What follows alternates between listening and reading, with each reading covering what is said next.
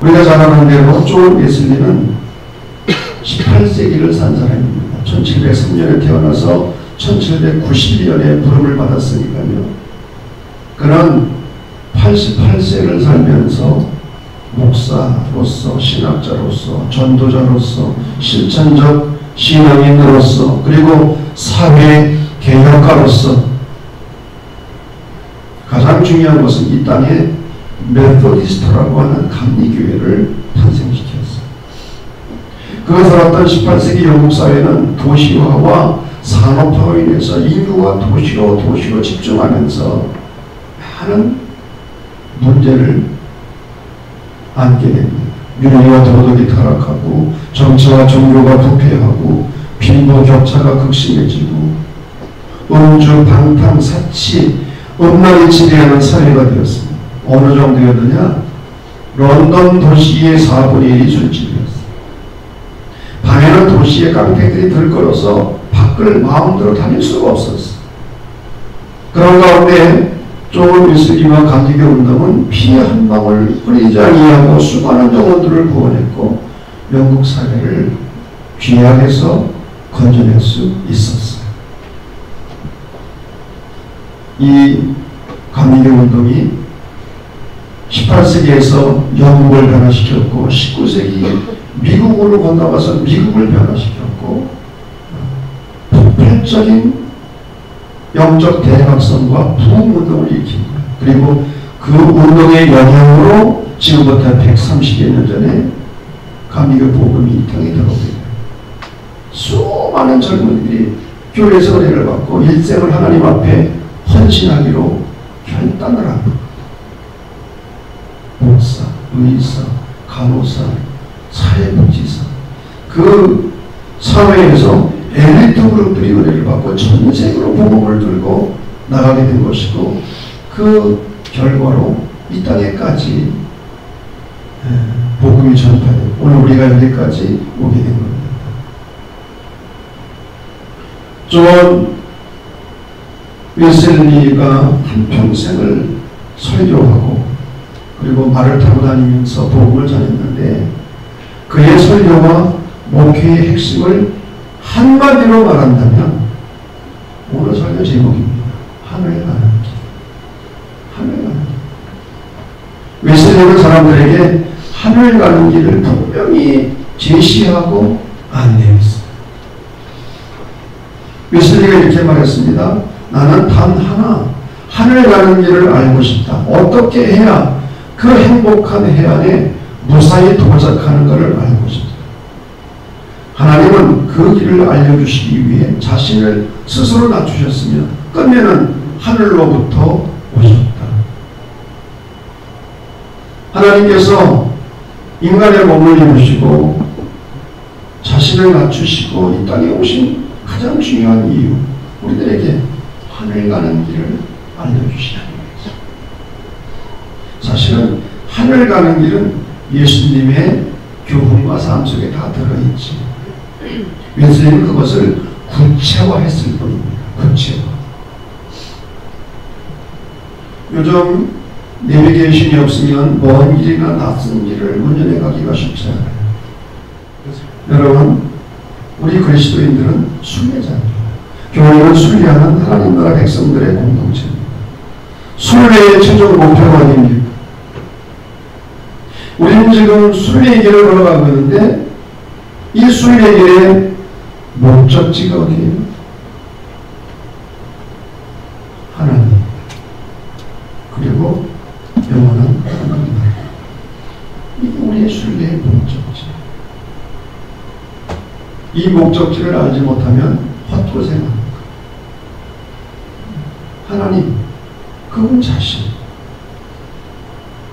우리가 이 땅에 살면서 순례의 목표를 하나님께 두어야 돼요. 그리고 우리가 죽어서 결국 가야 할 영원한 하나님 나라. 우리가 구원받아 영원한 하나님 나라에 들어가려면 존 웨슬리 목사님이 안내해 주는 대로 그대로 따라가기만 합니다. 그래서 오늘 저는 간단하게 하늘 가는 길을 여러분들에게 소개해드리기를 원합니다.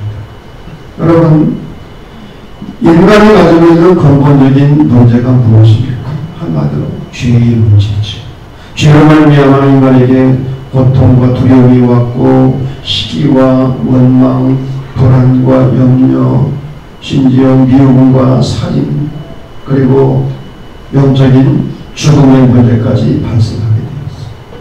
죄로 인하여. 그러면 죄라는 말이 뭐냐? 헬라어로 하마르티아. 이 말의 의미는 화살이 관역을 빗나간다. 하나님을 지향해야 할 인간이 하나님을 빗나간다. 하나님을 떠나간다. 죄의 본질이 무엇입니까? 교만과 탐욕입니다. 교만한 인간이 하나님 자리에 올라가서 하나님 없이 지 멋대로 살려고 하는 마음입니다. 그래서 원죄를 영어로 대문자로 sin이라고 하는데 중간에 I가 들어있어. I. 죄가 뭐냐? 자기 중심적 삶에서 자기가 중심인 거예요. 하나님이 삶의 중심에 없는 거예요. 자기가 하나님 자리에 올라가서 하나님 없이 제멋대로 사는 거예요. 탐욕은 인간의 욕망인데 이기적 욕망입니다. 이기적 욕망. 이 이기적 욕망 때문에 얼마나 많은 문제들이 발생합니다. 최초의 인간이었던 아담과 하와는 교만과 탐욕으로 인해서 하나님께서 금하신 선악과를 다 먹었어요. 인간의 내면 속에는 누구나 다 이러한 아담의 타락한 죄성이 자리를 잡고 있어요. 아담과 하와의 이야기는 다른 사람의 이야기가 아니라 우리들의 이야기, 저의 이야기고 여러분의 이야기. 죄의 결과 아담과 하와는 에덴으로부터 추방을 당했습니다. 하나님의 형상을 잃어버리고 관계가 단절됩니다. 첫째는 하나님과의 관계요, 둘째는 인간과 인간과의 관계요, 셋째는 인간과 자연과의 관계를 파괴시켰어요. 이것이 죄의 결과입니다. 오늘도 죄는 우리를 하나님과 관계를 단절시키고 인간과 관계를 단절시키고 자연과의 관계를 파괴시켜요. 제가 뉴스를 들으니까 이대로 갔다가는 앞으로 100년이 지나면 나비를 비롯한 동식물들의 50%가 없어질 것이다. 충격적인 이야기를 해요. 왜? 자연 파괴를 위해서. 환경 오염으로 인해서 생태계가 지금 허물어지고 있는 거예요.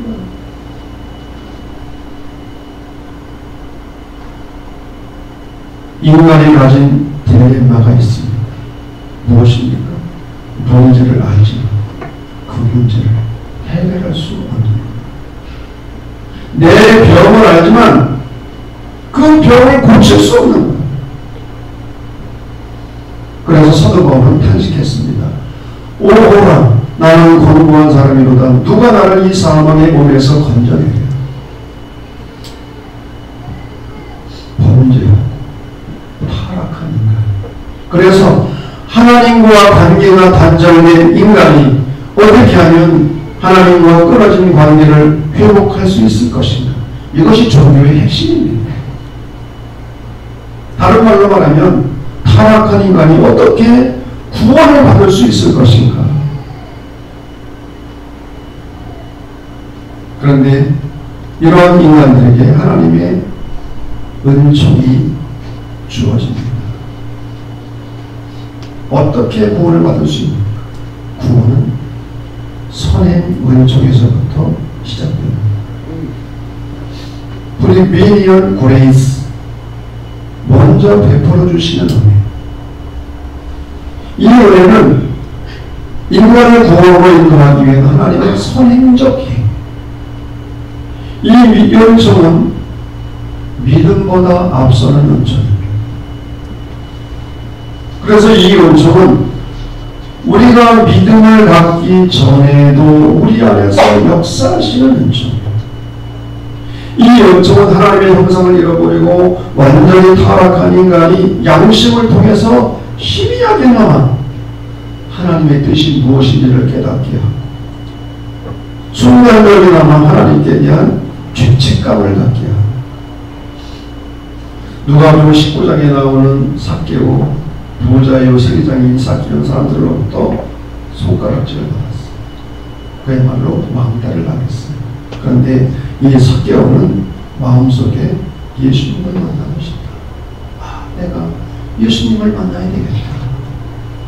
그래서 이 삭개오는 키가 작았기 때문에 나는 위로 올라갔지만 그 나무가 무슨 나무라고요? 우리 저기 시골 찬양대 대답해 보세요. 뽕나무예요, 아니에요? 뽕나무가 아니라 돌 무화과나무. 어른이 나무 위로 올라가는 거예요. 예수님 보고 싶어서. 이게 선행은총인 거예요. 내가 예수님을 만나야 되겠다. 만나고 싶은 마음. 탕자가 누가복음 19장을 보면 아버지를 떠나 호랑방탕한 삶을 살고 거지가 되어 죽게 될 지경에 이릅니다. 그때 이 둘째 아들의 마음속에 어떤 생각이 듭니까? 내가 여기 있다가는 굶어 죽겠구나. 아버지 집으로 돌아가야지. 아버지 집에는 양식이 풍족한 일꾼들이 얼마나 많은가. 이런 마음을 갖게 하는 거예요. 이게 선행 은총이라는 거예요. 이 선행 은총의 범위는 모든 사람을 위한 은총이고 모든 사람 안에서 작용하는 은총이에요. 그래서 웨슬리는 모든 사람이라도 단어로 시작하는 메소디스트 for all이라는 이야기를 했어요. All need to be saved. 모든 사람이 구원을 받을 필요가 있다. All can be saved. 모든 사람이 구원을 받을 수 있다. All can be assured. 모든 사람이 구원의 확증을 얻을 수 있다. 모든 사람이 완전한 소망을 이룰 수 있다. 여러분, 오늘 우리가 이 자리에 와 앉아있는 것이 은혜요 축복인 줄로 믿습니다. 아멘을 안 하는 사람도 마찬가지. 이게 보통 은혜가 아닙니다.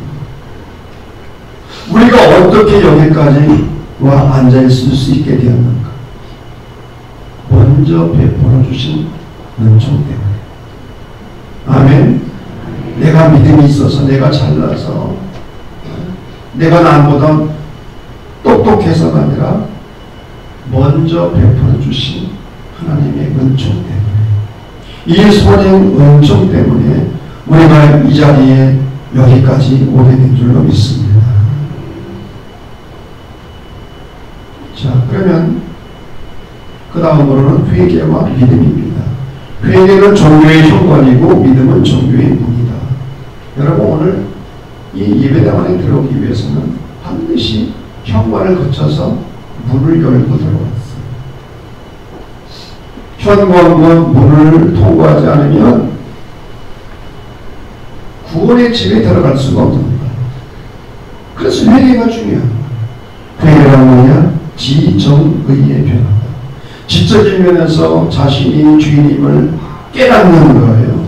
그리고 잘못을 마음으로 아파하고 느끼는 거예요. 그리고 더 나아가서 행동이 180도 바뀌는 거예요. 아까 죄라는 말이 타성의 관역을 빗나간다는 뜻이라고 했는데, 회개라고 하는 것은 다시 돌이켜서 관역을 향해서 나아가는 거예요. 인간은 행위라고 아니라 오직 믿음으로 구원을 받습니다. 오늘 저는 본문에 있는 말씀처럼 너희가 그 의뢰를 인하여 믿음으로 말미암아 구원을 얻었나니 이것은 너희에게서 나는 것이 아니요 하나님의 선물이라. 여러분, 구원의 은총은 믿음에 의한 하나님의 선물이죠. 인간은 행위로 구원받을 자가 없어요. 오직 믿음. 더 정확하게 표현하면 하나님의 은혜에 의한 믿음, 선의 은총에 의한 믿음, 이 믿음으로 우리가 예수 그리스도를 나의 구주로 믿고 고백하게 될 때에 하나님으로부터 주어지는 선물이 있는데 어떤 선물이냐? 그것은 칭의 혹은 의인입니다. 칭의. 의롭다고 하는 인정을 받는 것. 우리의 죄가 용서받고 하나님은 우리를 의롭다고 인정해 주시는 것. 죄가 없어서 죄인임에도 불구하고 죄가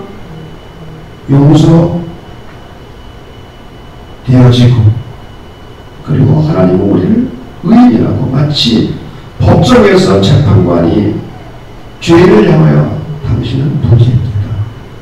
이제 자유인입니다. 라고 선고해 주는 것처럼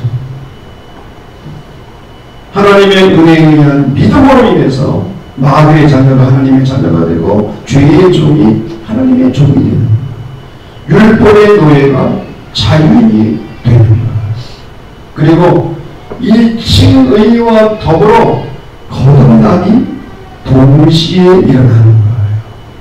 사람이 물과 성령으로 거듭나지 아니하면 하나님 나라에 들어갈 수 없다.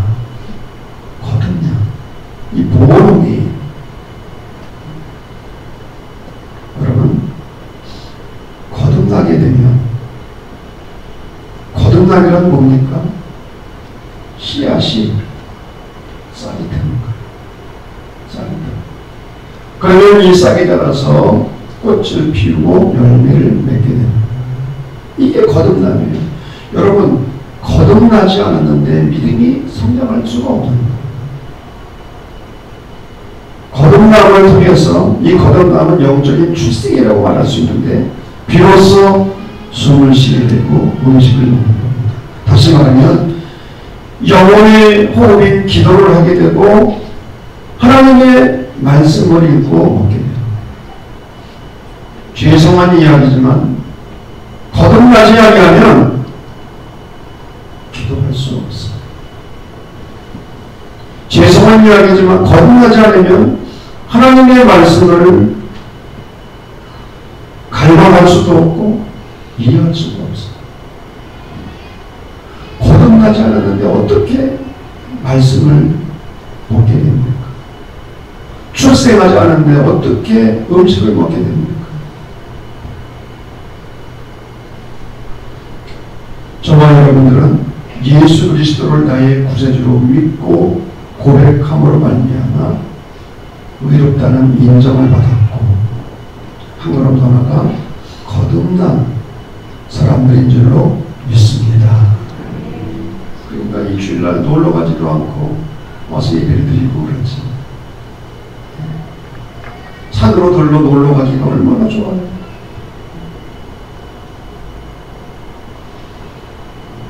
그런데 하늘 가는 길은 칭의와 거듭남으로 끝나는 게 아닙니다. 여러분 어린애기가 출생하는 것도 중요하지만 더 중요한 것은 건강하게 성장하는 거예요. 성화란 뭐냐? 은총 안에서 건강하게 성장하는 거예요. 우리가 의롭다고 하는 인정을 받았지만 아직 의인이 된 건 아니에요. 여전히 우리 안에는 죄 지을 가능성이 있고 또 죄성이 뿌리를 내리고 있는 거예요. 그래서 어떻게 하면 우리의 이 죄성을 정화시키고 직설적으로 표현하면 어떻게 하면 우리 안에 있는 죄성을 죽이고 거룩한 삶을 살아갈 거예요.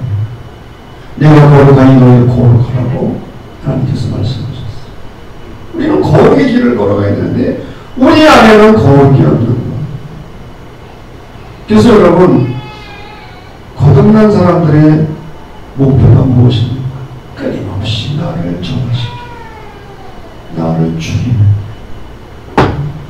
내 죄성을 버리고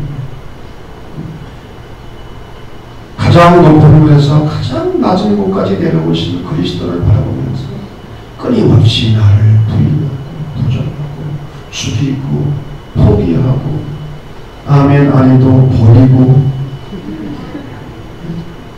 나를 버리고 죽이고 낮추고 이게 성화의 길인 거예요. 성화. 내가 낮아지고 내가 깨끗해지는 만큼 하나님께 가까이 가는. 여러분 자기 정화와 하나님과의 거리는 정비례.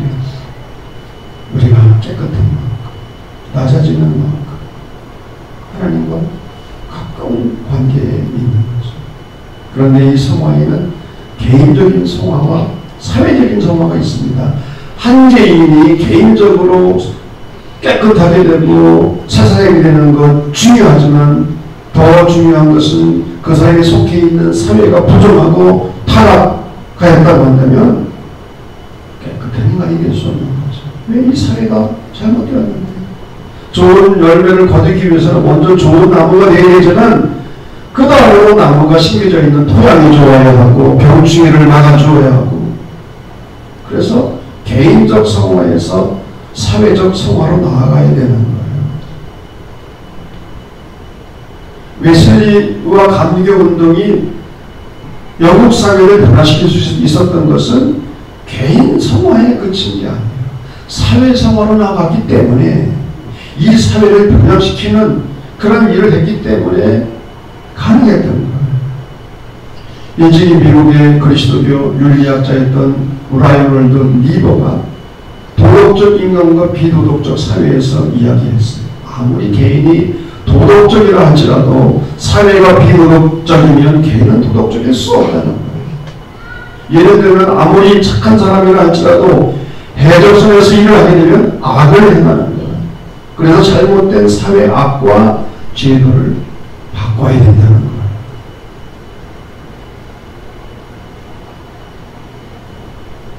제가 지난 주간에 영등포체가 웨슬리 신 기념 집회를 인도하면서 둘째 날인가 어느 교회에서 저녁을 대접했는데 그 교회 장모님들이 나오셨더라고요. 목사님하고. 근데 한 장모님이 한평생을 내과 의사로 보직을 하다가 이제는 너무 힘들고 쉬고 싶어서 그 일을 그만두고 요즘은 손자들하고 놀고 좀 이 병원에서만 있다 보니까 세상을 전혀 모른다는 거예요. 그렇지. 그 병원 진료실에서만 대부분의 시간을 보냈습니다. 근데 이제 세상을 배우기 위해서 여기저기를 다녀보고 그런데 자기가 깨달은 게 지금 우리 사회는 아직도 돈 있고 잘 사는 사람들은 편리하지만 가난하고 낮은 사람들은 정말 어려운 사회 구조라는 거예요. 이 구조가. 이건 제 얘기가 아니에요. 한평생 의사로 공직하고 지금 세상을 배워가는 한 의사가 하는 얘기예요. 아직도 우리 사회는 가난하고 어려운 사람들은 구조적으로 실패하는 거예요. 저는 그 말이 정말 마음에 와닿았어요. 장애인들이 살기 어려운 그런 사회이고 가난한 사람들이 적응하기 어려운 그런 이 사회, 이런 여러분 잘못된 이 제도나 사회 구조를 끊임없이 바꿔나가야 되는 거죠. 성화의 목표가 뭡니까? 그리스도인이 완전히 하늘에 계신 너희 아버지께서 완전하신 것 같이 너희도 완전하라. 완전히 무엇입니까? 하나님을 사랑하고 이웃을 내 몸과 같이 사랑하라. 우리가 예수님의 마음을 품고 예수님을 담고 성령의 9가지 열매를 맺는 삶을 살아가는 것. 그리스도인의 완전은 우리가 윤리와 도덕적으로 완전하다는 그 완전이 아니에요. 사람이 동기가 된 행동입니다. 성 어거스틴이 이렇게 말했습니다. 하나님을 사랑하라. 그리고 마음껏 행하라. 하나님을 사랑하는 것이 동기가 되면 어떤 일을 하든지 문제가 될 게 없다는 거예요. 그리스도인의 완전은 한마디로 요약하면 하나님의 형상을 회복하는 성결입니다. 죄의 뿌리가 완전히 소멸되어서 죄의 지배를 받지 않는 상태입니다. 그래서 죄를 이기고 정복합니다. 그리고 그리스도인의 완전은 정착된 머물러 있는 상태가 아니라 계속해서 전진하는 과정. 여러분 노래도 있지 않습니까? 인생은 미완성. 완성을 향해서 나아가는. 신앙생활이란 뭐냐? 구원의 완성을 향해서 한 걸음 한 걸음 나아가는 거예요. 아멘. 우리가 구원 받았지만 우리의 구원은 아직 완전한 구원이 아니에요. 구원의 완성을 향하여 한 걸음 나아가는. 그리고 마지막 종착지가 어디입니까? 영화. 영화가 무엇입니까? 신령한 몸으로 변화되는 거예요. 썩지 않고 병들지 않고 죽지 않는 몸으로 부활의 몸으로 우리가 변화되는 거예요. 이게 우리의 마지막 목표죠. 우리는 머지않아 다 죽게 될 것입니다. 아멘 안 해도 죽기 싫어도 다 죽을 거예요. 그렇게 죽기가 싫어요? 내가 예언을 할게요. 100년 안에 여기 남아있을 사람은 한 사람도 없어요. 100년은커녕 50년, 30년, 10년 안에 10년 안에. 우리의 마지막 목표가 무엇입니까? 신령한 몸으로의 돌아와요. 신령한 몸으로의 돌아와요. 우리의 육신이, 이 썩을 육신이 변화되는 것이 아니라 하나님이 덜면펴주시는, 위로부터 입혀주시는 신령한 몸으로의 부활. 이게 우리의 마지막 목적지인 거예요. 할렐루야. 중요한 것이 있습니다. 하늘 가는 길은 한순간의 경험이 아니라 계속적인 순례의 과정이라는 거예요. 순례의 과정. 어떤 사람은 모든 사람이 있습니다. 오늘 죄의 허물로 죽었던 사람이라고 표현하고 있는데 모든 사람. 그리스도 밖에 있는 사람. 길을 찾느니 어떻게 살아야 바른 길을 갈 수 있을까? 길을 찾고 있어요.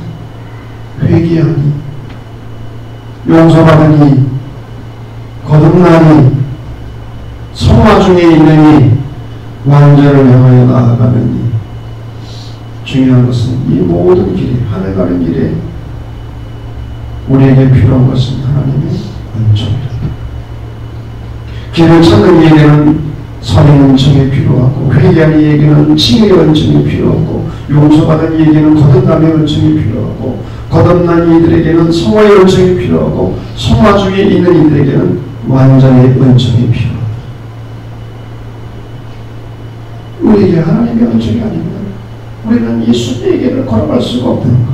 그리고 이 하나님 가는 길은 차근차근 순서대로 진행되는 게 아니에요. 비행기가 하늘로 올라가듯이 쭉 올라가면 얼마나 좋겠어. 이 길은 그렇지 않아요. 앞으로 갔다, 뒤로 갔다가, 위로 올라갔다가, 떨어졌다가. 이걸 뭐라고 그랬죠? 한문으로 말하면 승, 강, 진, 대. 올라가고, 내려가고, 나아가고, 올라가고.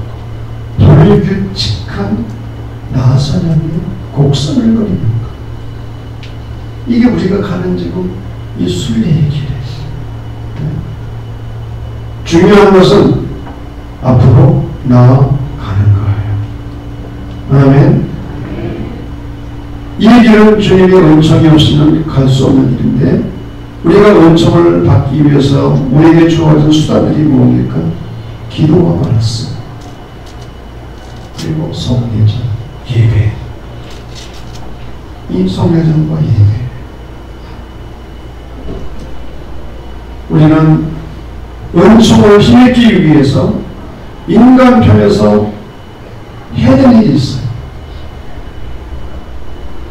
하나님께서 우리에게 100% 은혜를 주시지만 우리 인간이 100% 노력을 해야 돼요.